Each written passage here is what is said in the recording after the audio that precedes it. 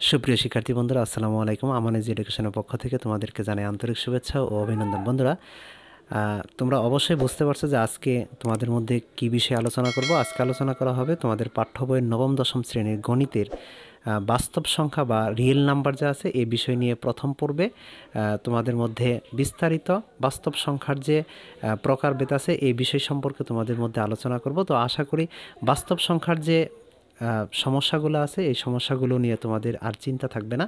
পরবর্তীতে যে অনুশীলনী সমস্যাগুলো আছে এই সমস্যাগুলো সম্পর্কে ধারাবাহিকভাবে আলোচনা করা হবে। তো বন্ধুরা, ভিডিওটি না টেনে কন্টিনিউ করতে থাকবে। তা আশা করি বাস্তব সংখ্যা নিয়ে যে তোমাদের একটি ভয়ভীতি থাকে এই ভয়ভীতিটা আসলে কেটে উঠবে। তো বন্ধুরা, বাস্তব সংখ্যাকে মূলত পক্ষে দুইটা ভাগে ভাগ করা হয়েছে, একটা হচ্ছে মূলদ সংখ্যা এবং অমূলদ সংখ্যা। এই প্রত্যেকটা সংখ্যাকে আবার আলাদা আলাদা শ্রেণীভাবে বিন্যস্ত করা হয়েছে। আমি তোমাদের মধ্যে ধারাবাহিকভাবে আলোচনা করব। বন্ধুরা, এখানে একটা চিত্র তোমরা খেয়াল করছো। এখানে দেখো বাস্তব সংখ্যার বিভিন্ন শ্রেণী দেওয়া আছে। এই বিভিন্ন শ্রেণী নিয়েই বাস্তব সংখ্যা বা রিয়েল নাম্বার গঠন করা হয়েছে এবং অনুশীলনীতেও কিন্তু এর উপর ভিত্তি করে যে সমস্যাগুলো আছে সেই সমস্যাগুলো পরবর্তী পর্বে তোমাদের মধ্যে দেখানো হবে। তো এখন আমরা জানবো যে বাস্তব সংখ্যার কিছু কতিপয় নিয়মাবলী। বন্ধুরা, এখানে বাস্তব সংখ্যা জানার আগে প্রথমে আমরা স্বাভাবিক সংখ্যা যে আছে এই স্বাভাবিক সংখ্যা সম্পর্কে একটু ধারণা নিই। বন্ধুরা, আমরা জানি 0 থেকে 9 পর্যন্ত সংখ্যাগুলো হচ্ছে স্বাভাবিক সংখ্যা। তো এখানে স্বাভাবিক সংখ্যার ভিতরে দুইটি অঙ্ক বিদ্যমান থাকে। এগুলো হচ্ছে দুইটি অঙ্ক বিদ্যমান থাকে। একটা হচ্ছে সার্থক অঙ্ক আর একটা হচ্ছে সহকারী অঙ্ক। সার্থক অঙ্ক হচ্ছে 1 থেকে 9 পর্যন্ত যে অঙ্কগুলো আছে এগুলোকে বলা হয় সার্থক অঙ্ক। এগুলোকে বলা হয় বন্ধুরা কি? সার্থক অঙ্ক। আবার এইখানে দেখো 0 যে আছে 0 হচ্ছে সহকারী অঙ্ক। 0কে সহকারী অঙ্ক বলা হয়। এখানে আবার আমরা যদি 12 লিখি, এই 12 কিন্তু একটা সংখ্যা। এটা কিন্তু এই এই সার্থক অঙ্ক দিয়ে 1 এবং 2 সার্থক অঙ্ক দিয়ে কিন্তু একটা সংখ্যা গঠন করা হয়েছে। এবং 0 যদি বাম পাশে বসে, যেমন আমি একটা সংখ্যা লিখব, 1-এর ডান পাশে আমরা লিখব 0, তখন একটা সংখ্যা গঠন হয়েছে, সংখ্যা হচ্ছে 10। তাহলে এই 0টা হচ্ছে সহকারী অঙ্ক। এই 0 যদি আবার সামনে বসাই তাহলে কিন্তু এই 0-র কিন্তু ভ্যালু নাই। তাহলে এই 0 সবসময় সার্থক অঙ্ক হিসেবে কাজ করে না। যখন ডান পাশে বসে তখন এই 0কে সহকারী অঙ্ক হিসেবে আখ্যায়িত করা হয়। মূলত পক্ষে সংখ্যাকে দুই ভাগে ভাগ করা হয়েছে। একটা হচ্ছে বাস্তব সংখ্যা, আরেকটি হচ্ছে কি অবাস্তব সংখ্যা। এখন অবাস্তব সংখ্যা কি এবং বাস্তব সংখ্যা কি সে সম্পর্কে আমরা ধারণা দিই। বাস্তব সংখ্যা হচ্ছে বাস্তবে অস্তিত্ব আছে, সেগুলো হচ্ছে বাস্তব সংখ্যা। তো এই বিষয়ে পড়ে আসি। এখন আমরা জানবো যে সংখ্যা মূলত পক্ষে দুই প্রকার। এক হচ্ছে বাস্তব সংখ্যা, দুই হচ্ছে অবাস্তব সংখ্যা। এখন বাস্তব সংখ্যা হচ্ছে বাস্তবে যে সকল সংখ্যার অস্তিত্ব আছে তাকে মূলত পক্ষে বাস্তব সংখ্যা বলে। যেমন আমরা ক্লাস 6-7-এ পড়ে আসছি যে বাস্তব সংখ্যাগুলো কি, যেমন 0, 0 থেকে ছোট এবং 0 থেকে বড় যেগুলো সংখ্যা আছে সেগুলো হচ্ছে বাস্তব সংখ্যা। অর্থাৎ 0 থেকে বড়, যেমন 1, 2, 3, 4 এইভাবে যেতেই থাকবে। আবার -1, -2, -3 এগুলো হচ্ছে মূলত পক্ষে বাস্তব সংখ্যা। বাস্তব সংখ্যা কিন্তু আমরা সংখ্যা রেখাতেও কী করছি, সংখ্যা রেখাতেও দেখছি যে বাস্তব সংখ্যা এইভাবে সংখ্যা রেখার উপরে, অর্থাৎ 0 থেকে বড়, 0 থেকে বড় 1, 2, 3, 4 এবং 0 থেকে ছোট -1, -2, -3। 0 থেকে ছোট যে সকল সংখ্যা এবং 0 থেকে বড় যে সকল সংখ্যাগুলো আছে সেগুলো হচ্ছে মূলত পক্ষে বাস্তব সংখ্যা। এখন আসি অবাস্তব সংখ্যা কি। অবাস্তব সংখ্যা হচ্ছে বাস্তবে যে সকল সংখ্যার অস্তিত্ব নেই, বাস্তবে যে সকল সংখ্যার অস্তিত্ব নেই সেগুলো হচ্ছে অবাস্তব সংখ্যা। সংখ্যা রেখার উপর যে সকল সংখ্যা পাওয়া যায় না সেগুলো হচ্ছে অবাস্তব সংখ্যা। বাস্তব সংখ্যার সংজ্ঞা কী বললাম? সংখ্যা রেখার উপরে যে সকল সংখ্যা আখ্যায়িত করা হয়, যে সকল সংখ্যা চিহ্নিত করা হয় 0 থেকে বড় এবং 0 থেকে ছোট, সেগুলো হচ্ছে বাস্তব সংখ্যা। অবাস্তব সংখ্যা হচ্ছে তার বিপরীত। অবাস্তব সংখ্যা হচ্ছে সংখ্যা রেখার উপরে যে সকল সংখ্যা পাওয়া যায় না তাকে অবাস্তব সংখ্যা বলে। বাস্তবে যে সকল সংখ্যার অস্তিত্ব নেই তাকে অবাস্তব সংখ্যা বলে। যেমন সেটা হতে পারে -√2, -√3 অথবা -√6 অথবা কোনো কিছু উপরে শূন্য থাকবে, নিচে একটা সংখ্যা থাকবে। কোনো কিছু সংখ্যার উপরে যদি শূন্য থাকে এগুলো হচ্ছে কি অবাস্তব সংখ্যা, বাস্তবে কোনো রূপ নাই। আবার মাইনাস উপরে যদি শূন্য দিই, নিচে যেমন 8 দিই, এগুলো হচ্ছে সম্পূর্ণ কি বাস্তব সংখ্যা। এই বাস্তব সংখ্যাগুলো কোনো সংখ্যা রেখার উপরে পাওয়া যায় না, এগুলো অবাস্তব হিসেবে থেকে যায়, সেগুলো হচ্ছে অবাস্তব সংখ্যা। বন্ধুরা এখানে আবার আমরা খেয়াল করি বাস্তব সংখ্যা মূলত কয় প্রকার? দুই প্রকার, একটা হচ্ছে মূলদ সংখ্যা আর একটা কি অমূলদ সংখ্যা।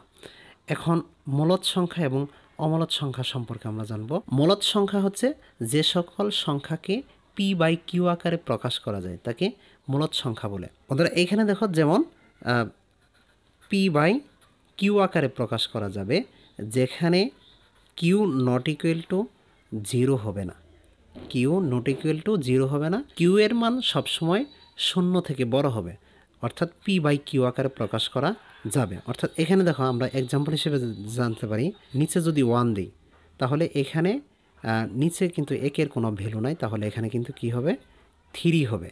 তো একে কিন্তু p/q আকারে প্রকাশ করা গেছে।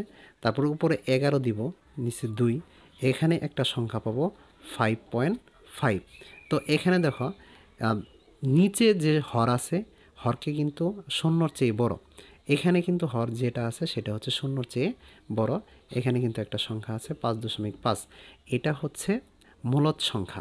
আমরা আরেকটা সংখ্যা লিখি 5, নিচে 3, 5কে আমরা ভাগ করলে পরে 1.666 এইভাবে যেতেই থাকবে।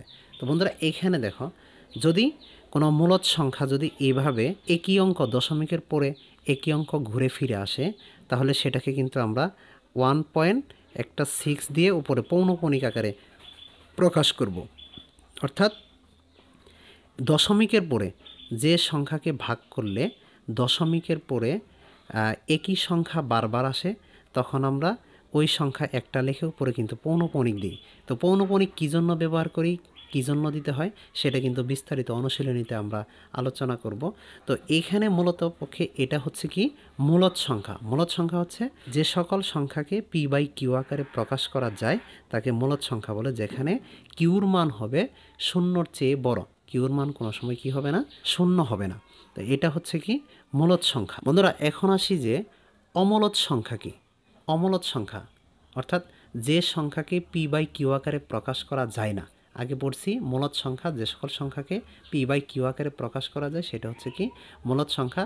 আর এই অমূলদ সংখ্যা হচ্ছে যে সংখ্যাকে p/q আকারে প্রকাশ করা যাবে না সেগুলো হচ্ছে কি অমূলদ সংখ্যা, যেখানে এখানেও কিন্তু কিউর মান নট ইকুয়াল টু কী হবে 0 হবে। আমরা অমূলদ সংখ্যার কিছু উদাহরণ হিসেবে জানতে পারি।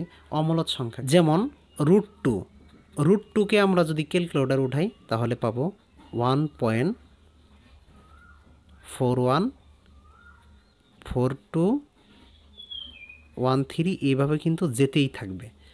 এই যে বন্ধুরা এখানে খেয়াল করো, যে সংখ্যাকে √ওভার করলে পরে অর্থাৎ ভাগ করলে পরে p/q আকারে প্রকাশ করা যাবে না, মূলত পক্ষে এইভাবে দশমিকের পরে সংখ্যা কিন্তু আসতেই থাকবে আসতেই থাকবে, এগুলো হচ্ছে কি অমূলদ সংখ্যা। আমি আরেকটা সংখ্যা লিখি যেমন √3, √3ও কিন্তু অমূলদ সংখ্যা 1.732, এভাবে কিন্তু যেতেই থাকবে। অর্থাৎ নির্দিষ্ট কোনো মান নেই, যেতেই থাকবে, এরকম কোনো সংখ্যাকে বলা হয় কি অমূলদ সংখ্যা। আরেকটা p/q আকারে প্রকাশ করা যায় না এরকম একটা সংখ্যা লিখি, উপরে √5, নিচে লিখব হচ্ছে 2 সমান 1.118, এভাবে কিন্তু যেতেই থাকবে। এই সংখ্যাগুলি হচ্ছে কি অমূলদ সংখ্যা। আবার এই সংখ্যাগুলোকে কিন্তু দেখো পৌনঃপুনিক আকারে প্রকাশ করা যায় না। পৌনঃপুনিক আকারে প্রকাশ করার শর্ত হচ্ছে কি যদি দশমিকের পরে একটা সংখ্যা ঘুরে ফিরে বারবার আসে তখন কিন্তু আমরা পৌনঃপুনিক দিই। যেমন 3.141414 এইভাবে আসবে, তখন কিন্তু এটাকে আমরা পৌনঃপুনিক আকারে ব্যবহার করতে পারবো। এখানে পৌনঃপুনিক দিলে পরে কিন্তু 1414, এটা কিন্তু আমরা পৌনঃপুনিক হিসেবে ব্যবহার করতে পারবো। এটাকে যখন পৌনঃপুনিক হিসেবে ব্যবহার করতে পারবো তখন এটা হচ্ছে মূলদ সংখ্যা, আর এগুলো হচ্ছে অমূলদ সংখ্যা। অর্থাৎ ক্যালকুলেটরে কোনো সংখ্যাকে যদি আমরা যেমন এই 4কে আমরা স্কোয়ার করতে পারি, 4কে যখন স্কোয়ার করব তখন হবে 2, 2 দুখানে 4। এটা কিন্তু তখন হবে কি মূলদ সংখ্যা। একে কিন্তু পি বাই কিউ আকারে প্রকাশ করা যাবে, কিন্তু একে কিন্তু পি বাই কিউ আকারে প্রকাশ করা যাবে না। এগুলো পূর্ণ সংখ্যা হিসেবে, অমূলদ সংখ্যা হিসেবে আখ্যায়িত হবে বিদায় এগুলো হচ্ছে কি অমূলদ সংখ্যা। তাহলে বন্ধুরা অমূলদ সংখ্যাকে কিন্তু পৌনঃপুনিক আকারে প্রকাশ করা যায় না, এটাকে তোমাদেরকে মনে রাখতে হবে। বন্ধুরা এখানে দেখো মূলদ সংখ্যাকে কিন্তু আবার দুইটি ভাগে ভাগ করা হয়েছে, একটা হচ্ছে পূর্ণ সংখ্যা আর একটা হচ্ছে কি ভগ্নাংশ সংখ্যা। এখন পূর্ণ সংখ্যা কি এই সম্পর্কে আমরা জানি। পূর্ণ সংখ্যা হচ্ছে শূন্য সহ সকল ধনাত্মক এবং ঋণাত্মক অখণ্ড সংখ্যাকে পূর্ণ সংখ্যা বলা হয়। আমি আবার বলছি, শূন্য সহ সকল ধনাত্মক, ধনাত্মক মানে কি প্লাস চিহ্ন থাকবে, এবং ঋণাত্মক মানে হচ্ছে মাইনাস চিহ্ন দিয়ে থাকবে, সকল অখণ্ড সংখ্যাকে পূর্ণ সংখ্যা বলা হয়। যেমন এর আগে কিন্তু আমরা সংখ্যা, স্বাভাবিক সংখ্যা এগুলো কিন্তু দেখায় আসলাম। যেমন এখানে পূর্ণ সংখ্যা কি একটা সংখ্যার উপরে শূন্য থেকে ধনাত্মক, শূন্য থেকে ধনাত্মক মানে কি 1, 2, 3, 4, 5 এগুলো শূন্য থেকে কিন্তু ধনাত্মক মান। আর শূন্য থেকে যখন অখণ্ড ঋণাত্মক -1, -2, -3, -4 এগুলো হচ্ছে অখণ্ড ঋণাত্মক। এই সংখ্যাগুলোকে বলা হয় মূলত পক্ষে পূর্ণ সংখ্যা। পূর্ণ সংখ্যাকে কিন্তু আমরা সংখ্যারেখার হিসেবে কিন্তু ব্যবহার করতে পারি। ডান পাশে ধনাত্মক মানগুলো যাবে 1, 2, 3, 4, এবং বাম পাশে ঋণাত্মক মানগুলো আসবে -1, -2, -3, -4। এইগুলো হচ্ছে পূর্ণ সংখ্যা, অর্থাৎ শূন্য সহ। শূন্য থাকবে, শূন্যর ডান পাশে থাকবে ধনাত্মক সংখ্যা, শূন্যর বাম পাশে থাকবে ঋণাত্মক সংখ্যা। এই শূন্যর বাম পাশে এবং ডান পাশে যে সংখ্যাগুলো থাকে ধনাত্মক এবং ঋণাত্মক, এই সংখ্যাগুলোকে মূলত পক্ষে পূর্ণ সংখ্যাকে বলা হয়। এখন আসি ধনাত্মক পূর্ণ সংখ্যা কি এবং ঋণাত্মক পূর্ণ সংখ্যা কি। ধনাত্মক পূর্ণ সংখ্যা তো বন্ধুরা বলেই দিলাম, ধনাত্মক হচ্ছে প্লাস আলা এবং ঋণাত্মক হচ্ছে মাইনাস আলা। ঋণাত্মক এবং ধনাত্মক এই দুটি সংখ্যা মিলেই হচ্ছে পূর্ণ সংখ্যা। এখানে একটা জিনিস খেয়াল করো, এই ধনাত্মক সংখ্যাকে আমরা ন্যাচারাল নাম্বার হিসেবে ব্যবহার করে থাকি, অর্থাৎ স্বাভাবিক সংখ্যা। যেমন সেট হিসেবে যদি আখ্যায়িত করে থাকি তাহলে n সমান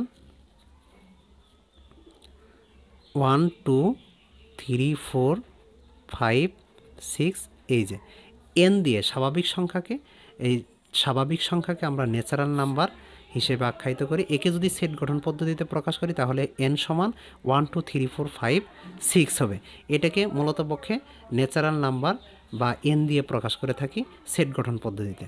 বন্ধুরা এখানে তোমরা আরেকটা বিষয় নোট হিসেবে নিয়ে নিতে পারো, সেটা হচ্ছে আমরা যখন পরবর্তী অধ্যায়ে সেট গঠন পদ্ধতিতে সংখ্যাগুলোকে প্রকাশ করব, তখন এখানে দেখো স্বাভাবিক সংখ্যার সেটকে আমরা n দিয়ে প্রকাশ করি, অর্থাৎ n সমান 1, 2, 3, 4, 5 এইভাবে স্বাভাবিক সংখ্যার সেটকে n দিয়ে প্রকাশ করা হয়, এবং পূর্ণ সংখ্যার সেটকে কিউ দ্বারা প্রকাশ করা হয়। যদি কোনো পূর্ণ সংখ্যার সেট আসে, পূর্ণ সংখ্যার সেটকে আমরা জেড দ্বারা প্রকাশ করি। পূর্ণ সংখ্যার সেটকে আমরা কী দ্বারা প্রকাশ করব? জেড দ্বারা প্রকাশ করি। এখন পূর্ণ সংখ্যাগুলো কি?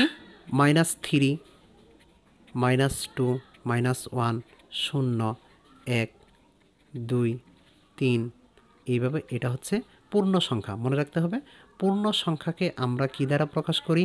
জেড দ্বারা প্রকাশ করি। জেড দ্বারাকে পূর্ণ সংখ্যা হিসেবে প্রকাশ করা হয়। তারপর এখানে মূলদ সংখ্যা, আমরা এর আগে কিন্তু মূলদ সংখ্যা পড়লাম। মূলদ সংখ্যার সেটকে কিউ দ্বারা প্রকাশ করা হয়। এই মূলদ সংখ্যার সেটকে কিউ দ্বারা প্রকাশ করা হয়। মূলদ সংখ্যাগুলো কি কি? যেমন 4, যে সকল সংখ্যাকে ভাগ করা যাবে 4, 9, 16, 64 এগুলো হচ্ছে মূলদ সংখ্যা। আর মূলদ সংখ্যার সেটকে কিউ দ্বারা প্রকাশ করা হয়, এবং অমূলদ সংখ্যার সেটকে Q1 দ্বারা প্রকাশ করা হয়। অমূলদ সংখ্যার সেটকে কিউ দ্বারা প্রকাশ করা হয়। অমূলদ সংখ্যার সেট হচ্ছে যেমন 1.426, 4.320 এইভাবে অমূলদ সংখ্যার সেটকে আমরা Q1 দ্বারা প্রকাশ করা হয়, এবং বাস্তব সংখ্যার সেটকে আর দ্বারা প্রকাশ করা হয়, যেটাকে আমরা রিয়েল নাম্বার বলি। আর দ্বারা প্রকাশ করা হয় বাস্তব সংখ্যার সেটকে। এখানে বিভিন্ন প্রকারের সংখ্যা হয়ে থাকে। যখন আমরা সেট গঠন পদ্ধতি, সেট এবং ফাংশন করব, তখন এই বিষয়গুলো নিয়ে বিস্তারিত আলোচনা করা হবে, তখন আসলে বুঝতে পারবে। তো এই হচ্ছে ধনাত্মক পূর্ণ সংখ্যা এবং ঋণাত্মক পূর্ণ সংখ্যার বাস্তব চিত্র। এখন আসি ঋণাত্মক শূন্য সংখ্যা। এখানে দেখো শূন্য থেকে কিন্তু কি ছোট, শূন্য থেকে ছোট, শূন্য থেকে ছোট কি যত বড় সংখ্যাই হোক না কেন, যত বড় সংখ্যাই হোক না কেন, সেটা যদি মাইনাসের হয়, সেটা হচ্ছে ধরো যত বড় সংখ্যাই হোক না কেন সেটা যদি মাইনাসের হয়, তাহলে সেটাই কিন্তু ঋণাত্মক সংখ্যা। যেমন ঋণাত্মক সংখ্যার সংজ্ঞাটা হচ্ছে শূন্য থেকে ছোট সকল পূর্ণ সংখ্যা হচ্ছে ঋণাত্মক সংখ্যা। শূন্য থেকে ছোট, শূন্য থেকে ছোট কি -1, -2, -3, -4, মাইনাস, এগুলো ভগ্নাংশ হতে পারে 3/2 মাইনাসের, এইগুলো হচ্ছে ঋণাত্মক সংখ্যা, অর্থাৎ মাইনাসের থাকবে।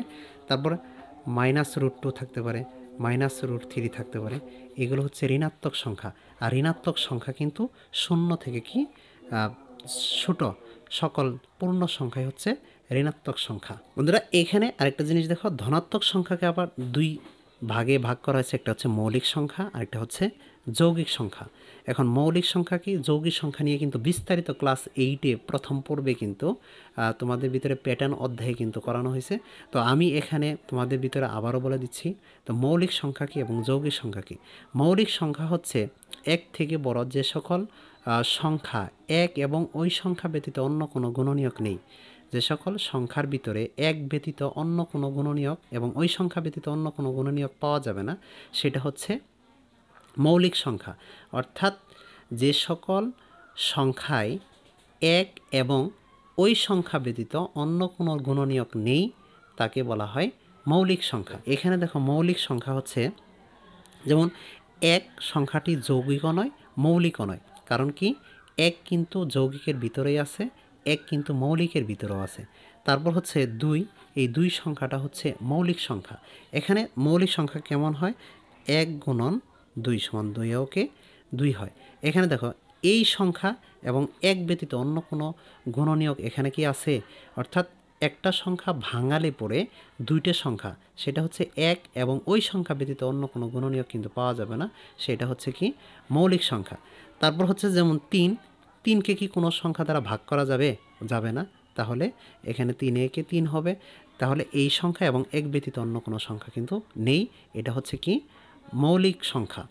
তারপর 5কে কিন্তু ভাঙানো যাবে না, কোনো সংখ্যা দ্বারা ভাগ দেওয়া যাবে না। 5-এর কোনো কিন্তু আর কোনো গুণনীয়ক নেই, সেটা হচ্ছে কি সংখ্যা মৌলিক সংখ্যা। 6কে ভাঙানো যাবে, যে সকল সংখ্যাকে ভাঙানো যাবে সেগুলো হচ্ছে যৌগিক সংখ্যা, যে সকল সংখ্যা ভাঙানো যাবে না সেগুলো হচ্ছে কি মৌলিক সংখ্যা। এক কথায় বলি, যে সকল সংখ্যাকে আমরা ভাগ করতে পারবো, এক ব্যতীত অন্য কোনো সংখ্যা দ্বারা ভাগ করতে পারবো, সেগুলো হচ্ছে যৌগিক সংখ্যা। আর যে সকল সংখ্যা ভাগ করতে পারবো না, এক ব্যতীত অন্য কোনো গুণনীয়ক পাবো না, সেগুলো হচ্ছে মৌলিক সংখ্যা। এখন মৌলিক সংখ্যা বুঝতে পারলাম, যৌগিক সংখ্যা বুঝি। যৌগিক সংখ্যা হচ্ছে যেমন 4কে কিন্তু 4 × 1, এই দেখো 1 যৌগিকও নয়, কী জন্য মৌলিকও নয়, কী জন্য যৌগিক এবং মৌলিকের ভিতরে দুইটার ভিতরেই থাকবে, এই কারণে 1 মৌলিকও নয়, যৌগিকও নয়। 4কে কিন্তু 1 দ্বারা ভাগ করা গেছে, আবার গুণ করা গেছে, আবার 2 দিয়েও কিন্তু 4কে গুণ করা যায়। তাহলে এই যে অতিরিক্ত আরও কিন্তু গুণনীয়ক আছে এই সংখ্যার ভিতরে।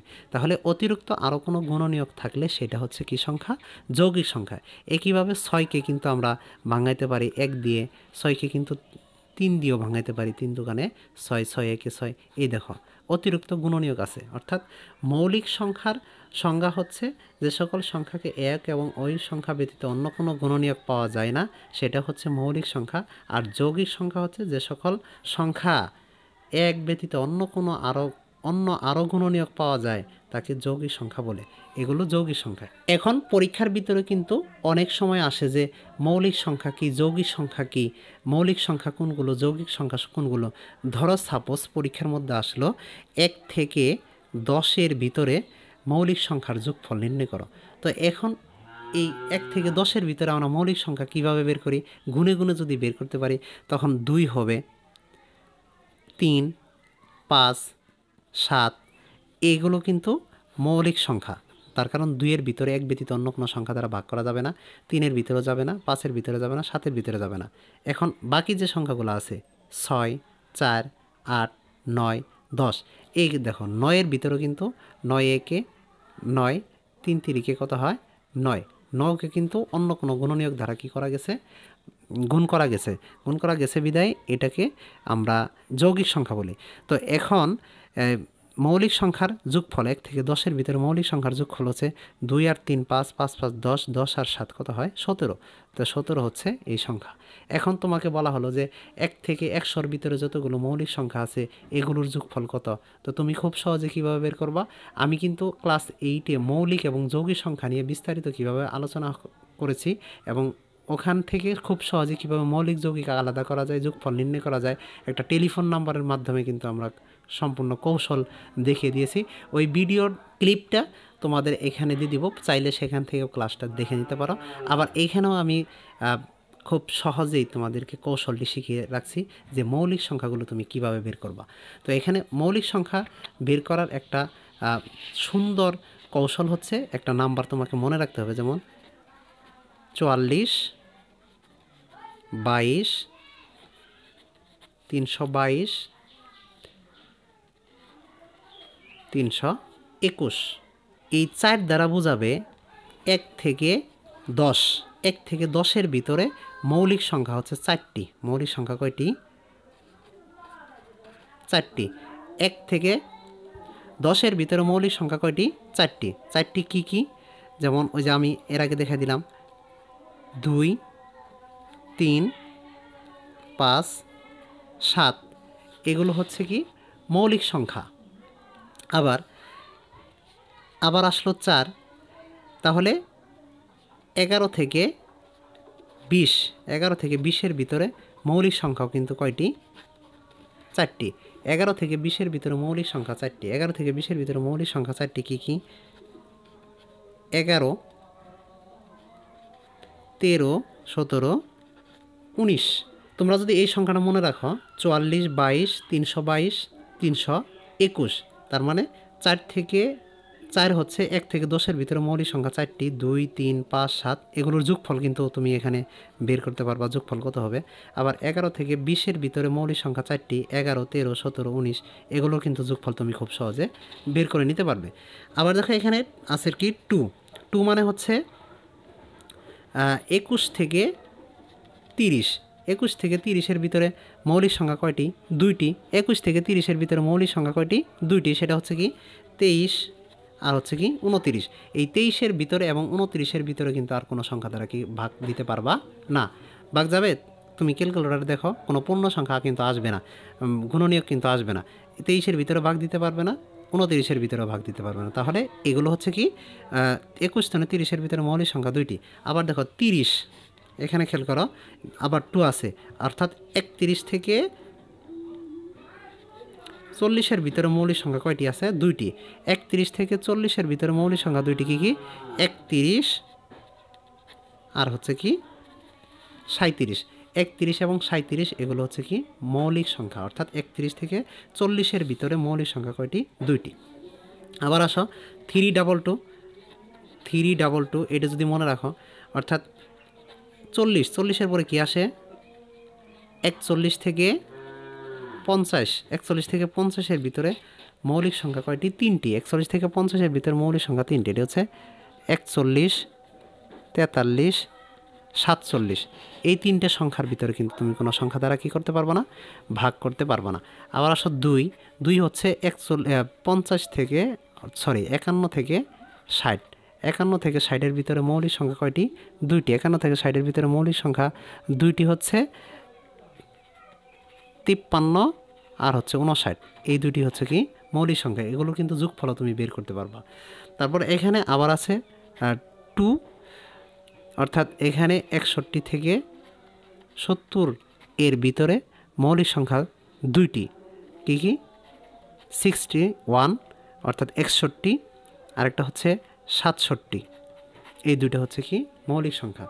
খুব সহজে কিন্তু বুঝতেছি আমরা যে এই সংখ্যাগুলো এই টেলিফোন নাম্বারটা যদি আমরা মনে রাখতে পারি তাহলে কিন্তু পরবর্তী যে মৌলিক সংখ্যাগুলো আছে সেই মৌলিক সংখ্যাগুলো আমরা খুব সহজে বের করতে পারবো। তারপর বন্ধুরা এখানে যে তারপর আছে 3, এখানে 61 × 70, তার মানে এখানে 71 থেকে 80, 71 থেকে 80 এর ভিতরে মৌলিক সংখ্যা কয়টি? 3টি। 71 থেকে 80 এর ভিতরে মৌলিক সংখ্যা কয়টি? 3টি।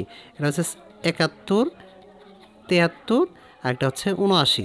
এই 3টি হচ্ছে কি মৌলিক সংখ্যা, আমরা খুব সহজে কিন্তু বের করতে পারবো। আবার এখানে আছে আবার 2 মানে কি হচ্ছে 81 থেকে 90, 81 থেকে 90 এর ভিতরে মৌলিক সংখ্যা কয়টি? 2টি। 81 থেকে 90 এর ভিতরে মৌলিক সংখ্যা 2টি, একটা হচ্ছে 83 আর একটা হচ্ছে কি 79। এই দুইটা হচ্ছে, এই দুইটার কিন্তু যোগফল বের করতে পারবো। আবার লাস্ট আছে কি 1, অর্থাৎ 91 থেকে 100, 91 থেকে 100 এর ভিতরে মৌলিক সংখ্যা কয়টি? একটি। 91 থেকে 100 এর ভিতরে মৌলিক সংখ্যা একটি হচ্ছে 97। এই ধারাবাহিকভাবে এরকমভাবে আমরা যদি এই টেলিফোন নাম্বারটা যদি মনে রাখতে পারি তাহলে কিন্তু যে 1 থেকে 100 এর ভিতরে মৌলিক সংখ্যাগুলো যেগুলো আছে সেগুলো কিন্তু যোগফল বের করতে পারবো।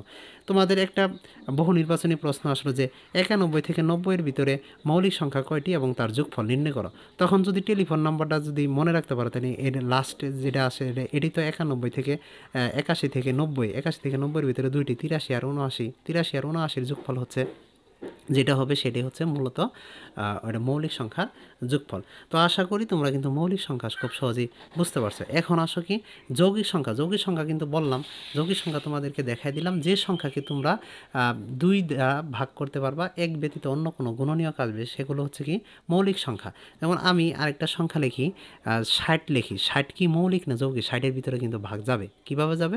60-এর ভিতরে কিন্তু আমরা 1 দ্বারা গুণ করতে পারবো। 60কে কিন্তু আমরা 2 দ্বারাও গুণ করতে পারবো। 30 দোকানে 60, 60কে কিন্তু আমরা আবার 3 দ্বারা গুণ করতে পারবো। 3 বিশে 60, 60কে আবার 4 দিয়েও গুণ করতে পারবো। 4 15 60, 5 দিয়েও গুণ করতে পারবো। 6 দ্বারা গুণ করতে পারবো। 6 10 60। দেখো একাধিক কিন্তু গুণনীয়ক বের হয়ে গেছে, অর্থাৎ যে সংখ্যাকে তুমি এক ব্যতীত অন্য কোনো সংখ্যা দিয়ে ভাগ করতে পারবা, গুণনীয়ক বের করতে পারবা, সেগুলো হচ্ছে যৌগিক সংখ্যা। তো আশা করি যৌগিক এবং মৌলিক সংখ্যা নিয়ে তোমাদের যে ধারণাটা ছিল সেটা খুব সহজেই বুঝতে পারছো। তো পরবর্তী ক্লাসে কিন্তু এটা সমস্যা হওয়ার কথা না। তো এখন আসি পরবর্তী স্টেপে ভগ্নাংশ। তো ভগ্নাংশকে কিন্তু আমরা 2 ভাগে ভাগ করেছি বা ভাগ করা হয়েছে, সাধারণ ভগ্নাংশ, দশমিক ভগ্নাংশ। ভগ্নাংশ কি? অর্থাৎ ভগ্নাংশের সংজ্ঞা হিসেবে যদি আমরা জানি তাহলে ভগ্নাংশকে ওই যে P/Q আকারে প্রকাশ করা যায় কোনো সংখ্যাকে, সেটা হচ্ছে ভগ্নাংশ।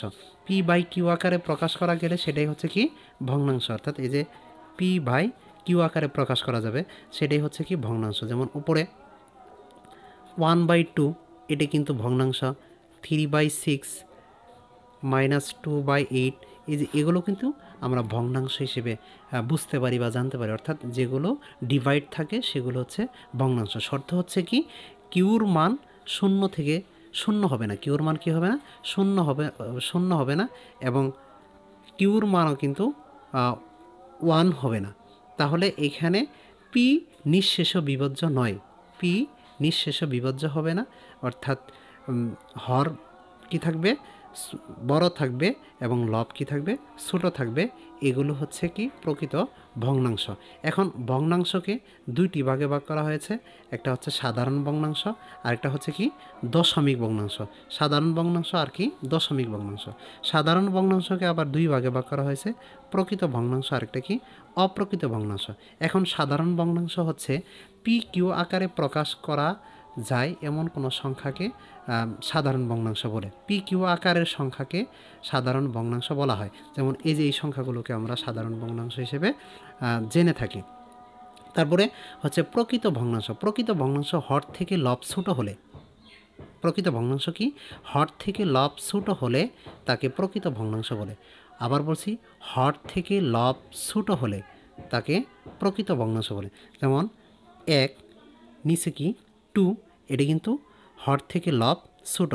উপরে 3 নিচে 8, হর থেকে লব ছোট। উপরে 2 নিচে 3, হর থেকে লব ছোট। যখনই দেখবা হর থেকে লব ছোট হবে তখনই সেটা হচ্ছে কি প্রকৃত ভগ্নাংশ। এবং অপ্রকৃত ভগ্নাংশ কি? অপ্রকৃত ভগ্নাংশ হচ্ছে হর থেকে লব বড় হলে, হর থেকে লব বড় হলে সেটা হচ্ছে কি অপ্রকৃত ভগ্নাংশ। যেমন এখানে 3/2, এখানে দেখো লব বড় হর ছোট, 4/3 হর ছোট লব বড়, 5/3 লব বড় হর ছোট, ইত্যাদি ইত্যাদি। এগুলো হচ্ছে মূলত পক্ষে আমাদের অপ্রকৃত ভগ্নাংশ। আবার বলছি প্রকৃত ভগ্নাংশ কি, হর থেকে লব ছোট হলে সেটা হচ্ছে প্রকৃত ভগ্নাংশ, প্রকৃত ভগ্নাংশ। আর অপ্রকৃত ভগ্নাংশ হচ্ছে হর থেকে লব বড় হলে তাকে অপ্রকৃত ভগ্নাংশ বলে। এখন আরেকটা আছে, এখানে কিন্তু বলা আছে যে মিশ্র ভগ্নাংশ। সাধারণ ভগ্নাংশ 3 প্রকার: প্রকৃত ভগ্নাংশ, অপ্রকৃত ভগ্নাংশ এবং কি মিশ্র ভগ্নাংশ। মিশ্র ভগ্নাংশকে আমরা যদি অপ্রকৃত ভগ্নাংশকে সমস্ত রূপে প্রকাশ করি সেটা হচ্ছে মিশ্র ভগ্নাংশ। অপ্রকৃত ভগ্নাংশকে সমস্ত রূপে প্রকাশ করা হলে সেটা মিশ্র ভগ্নাংশ। যেমন অপ্রকৃত ভগ্নাংশ উপরে 5 নিচে 10, এটার লব কিন্তু বড়, হর কিন্তু ছোট। লব বড় হর ছোট হলে সেটা কিন্তু অপ্রকৃত ভগ্নাংশ হয়। যেমন 11কে আমরা 5 দিয়ে যদি ভাগ করি, 2 বার যা, তাহলে এখানে 1 থাকে, এই 1 যাবে উপরে, 5 আসবে নিচে। এই যে সমস্ত রূপে যে প্রকাশ করলাম, সমস্ত রূপে যেটাকে প্রকাশ করলাম সেটাই হচ্ছে মূলত পক্ষে মিশ্র ভগ্নাংশ। যেমন 21কে আমরা 2 দ্বারা ভাগ করব, 2 দ্বারা ভাগ করলে 10 দোকানে 20 হবে, 1 থাকে, 1 যাবে উপরে, 2 আসবে কি নিচে। এটা কিন্তু হচ্ছে কি মিশ্র ভগ্নাংশ। অর্থাৎ যে অপ্রকৃত ভগ্নাংশকে সমস্ত রূপে প্রকাশ করা যাবে সেটা হচ্ছে কি মিশ্র ভগ্নাংশ। তো বন্ধুরা, আশা করি ভগ্নাংশ তোমরা বুঝতে পারছো। ভগ্নাংশকে 2 ভাগে ভাগ করা হয়েছে, একটা হচ্ছে সাধারণ ভগ্নাংশ আর একটা কি দশমিক ভগ্নাংশ। সাধারণ ভগ্নাংশকে 3 ভাগে ভাগ করা হয়েছে, একটা হচ্ছে প্রকৃত, অপ্রকৃত, মিশ্র। প্রকৃত ভগ্নাংশ যে সমস্ত ভগ্নাংশ হর থেকে লব ছোট সেটা হচ্ছে প্রকৃত, আর হর থেকে লব বড় সেটা হচ্ছে অপ্রকৃত। মিশ্র ভগ্নাংশ যেগুলোকে সমস্ত রূপে প্রকাশ করা যাবে সেটা হচ্ছে কি মিশ্র ভগ্নাংশ। তারপর বন্ধুরা এখন আসি দশমিক ভগ্নাংশ। দশমিক ভগ্নাংশকে 2 ভাগে ভাগ করা হয়েছে, একটা হচ্ছে সসীম আর একটা কি অসীম। এখন দশমিক ভগ্নাংশ কি এটা আগে জানি। দশমিক ভগ্নাংশ হচ্ছে মূলদ ও অমূলদ সংখ্যাকে দশমিক আকারে প্রকাশ করলে তাকে দশমিক ভগ্নাংশ বলে। সেটা মূলদ সংখ্যা হতে পারে, অমূলদ সংখ্যা হতে পারে। আমরা কিন্তু মূলদ সংখ্যা এবং অমূলদ সংখ্যা দেখে আসছি। মূলদ সংখ্যা এবং অমূলদ সংখ্যাকে দশমিক আকারে প্রকাশ করা হলে তাকে বলা হয় দশমিক ভগ্নাংশ। যেমন 10.5 এটা হচ্ছে দশমিক ভগ্নাংশ। আবার 3কে যদি 3.0 করি এটা হচ্ছে দশমিক ভগ্নাংশ। আবার 5কে যদি 2 দ্বারা ভাগ করি 2.5 পাবো, এটা কিন্তু দশমিক ভগ্নাংশ। এই যে দশমিক ভগ্নাংশ। হাফকে যদি 2 দ্বারা ভাগ করি 1কে, তাহলে 0.5 পাবো, এটাও হচ্ছে আমাদের মূলত পক্ষে দশমিক ভগ্নাংশ। দশমিক ভগ্নাংশের সংজ্ঞা হচ্ছে মূলদ ও অমূলদ সংখ্যাকে দশমিক আকারে প্রকাশ করলে তাকে দশমিক ভগ্নাংশ বলে। দশমিক ভগ্নাংশ কয় প্রকার? 2 প্রকার, সসীম এবং কি অসীম আবৃত ভগ্নাংশ। সসীম দশমিক ভগ্নাংশ, অসীম আবৃত ভগ্নাংশ। এখন সসীম দশমিক ভগ্নাংশ কি সেটা সম্পর্কে জানি। দশমিকের পরে অঙ্ক সংখ্যা যদি নির্দিষ্ট থাকে, আবার বলছি, দশমিকের পরে অঙ্ক সংখ্যা যদি নির্দিষ্ট থাকে তাকে সসীম দশমিক ভগ্নাংশ বলে। উদাহরণ হিসেবে জানি 3.20, দেখো এখানে অঙ্ক সংখ্যা নির্দিষ্ট আছে, অর্থাৎ এরপরে আর কোনো সংখ্যা আসেনি। আবার 4.363240, এই দশমিকের পরে যদি আর কোনো সংখ্যা নাই, নির্দিষ্টভাবে আসছে, যদি ডট ডট ডট ডট দেওয়া থাকতো তাহলে সেটা হয়ে যেত অসীম আবৃত দশমিক ভগ্নাংশ।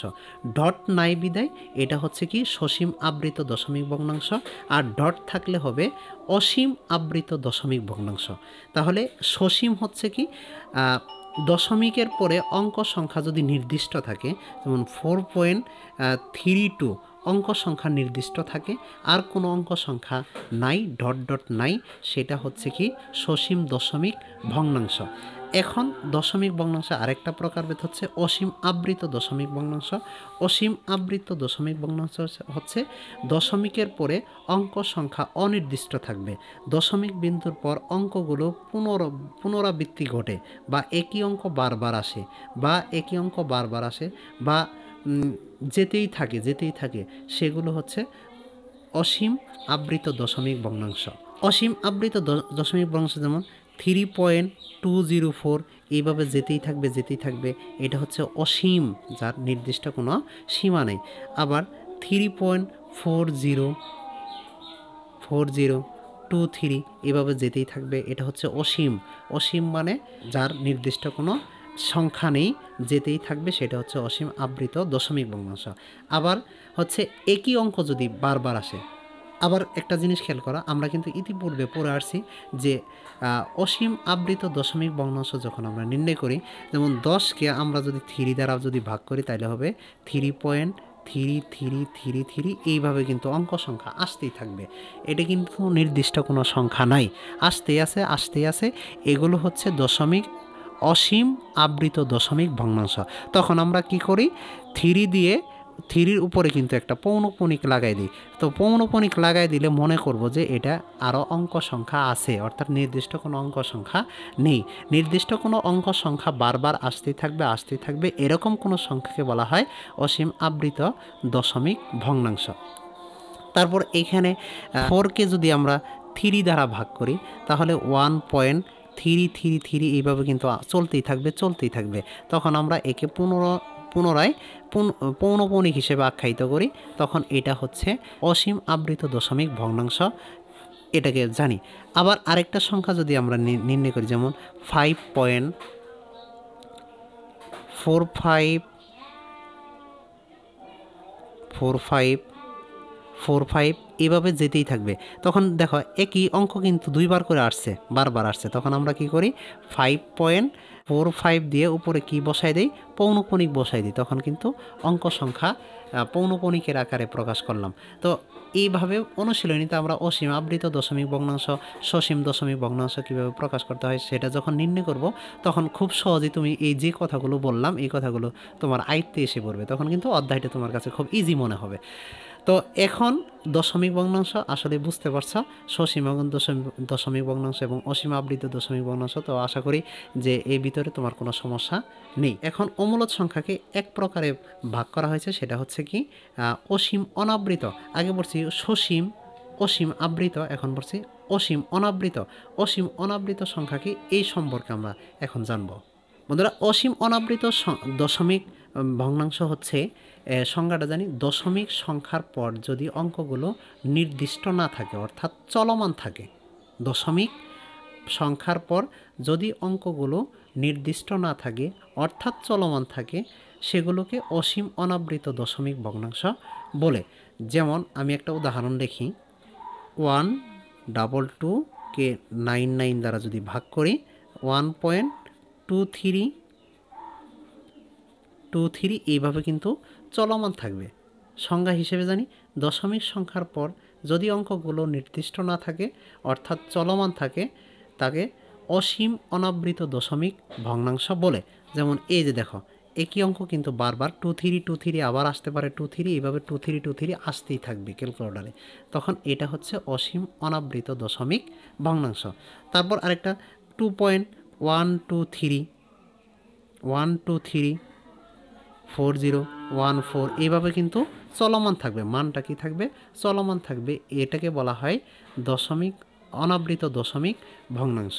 তারপর আরেকটা 0.523040 এইভাবে চলতেই থাকবে, এটা হচ্ছে অসীম অনাবৃত দশমিক ভগ্নাংশ। তো বন্ধুরা, আশা করি অসীম অনাবৃত দশমিক ভগ্নাংশ তুমি বুঝতে পারছ। তো বন্ধুরা, বাস্তব সংখ্যার শ্রেণীবিন্যাস হচ্ছে এই। তো আশা করি বাস্তব সংখ্যা নিয়ে তোমাদের আর কোনো সমস্যা থাকবে না। পরবর্তীতে তোমাদের মধ্যে অনুশীলনের যে সমস্যাগুলো আছে, সেই সমস্যাগুলো নিয়ে তোমাদের ভিতরে আলোচনা করা হবে। তো পরবর্তী পর্বের ক্লাসগুলো দেখার আমন্ত্রণ জানিয়ে এখানে শেষ করছি। সেই পর্যন্ত সকলে সুস্থ থাকবে, ভালো থাকবে। আল্লাহ হাফেজ। ধন্যবাদ সবাইকে।